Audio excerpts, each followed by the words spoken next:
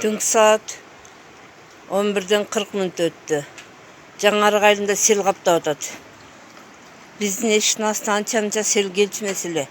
Ешігім асты емес. Даже мына қашат жағына чейін шығып кетті. Мынакей. Сел Құдай сақтасын.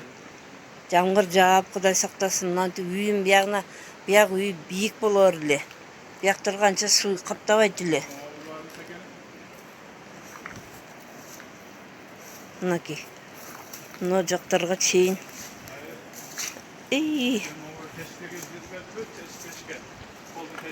Жоқ.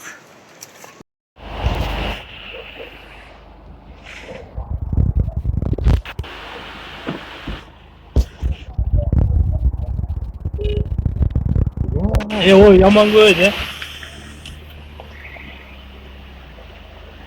Ana balдар gördüңөр mü? Biler, nuru biler. Qaraçı. Neyse. Bunu saydı qaraba bunu. Bizdesin uzadı. Balдар oynaştı. Qarabaçı. Ay yok. Ya öylesi dostum. Sen görmeyebilirsin. Seninkine konuşuyorsun. Buna biler. Ayakta bilen çoğunlukta edersin. Qaraçı mı? Boğazqaq, satqaq bu kötüne girdi o. Metistaq bas ketdi.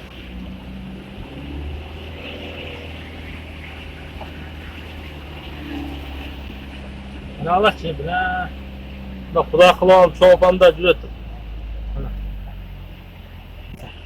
Göy otar baba göy. Göy otar. Balдар karalaçı. Bilen sumduk kolu da değil. Buna mali uyumda kaptap buna bile. Dens bolu da.